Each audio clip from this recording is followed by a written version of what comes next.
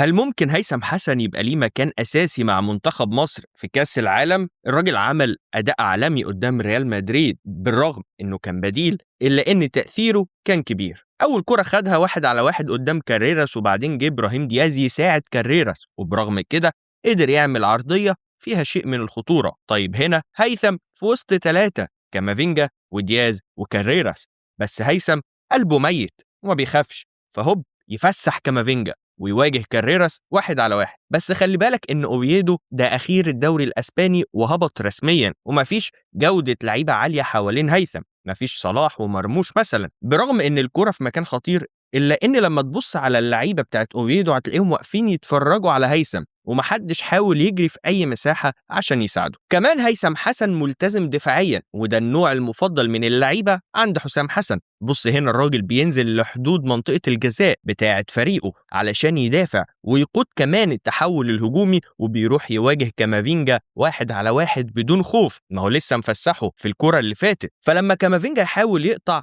هوب هيثم يلبسه كوبري يجيب صداع، ويضطر كامافينجا يوقفه بفاول. لاحظ برضو الالتزام الدفاعي، هو هنا مهمته يراقب كاريراس، ومع تغيير الملعب لفينيسيوس اللي كان خالي من الرقابة فبيسيب كاريراس ويروح يضغط على فيني ويتحول لمراقبته. هنا ابراهيم دياز جه مكان كاريراس، مفيش مشكلة، هيروح برضه يضغط عليه ويطلع الكورة بره الملعب ويعطل هجمة ريال مدريد. هنا كمان لقطة ليه هو وكاريراس، لاحظ الالتزام بالرقابة، علشان بس أثبت لك فكرة إن هو مرجعش في كرة واحدة، لأ ده هو ده نظام لعب أوفيدو، وده اللي على طول بيعمله هيثم حسن. نرجع له تاني هجوميا، ادي كرة في وسط 3 من لاعبي ريال مدريد، وكالعادة بياخد زبونه المفضل كامافينجا على الثابتة ويفتح زاوية تسديد، وما كانش ده أحسن قرار في الكرة دي. بس خلي بالك إن من أول الماتش أوفيدو ما كانش شاط ولا كرة على مرمى ريال مدريد مباشرة، فالراجل كان بيحاول يعمل لهم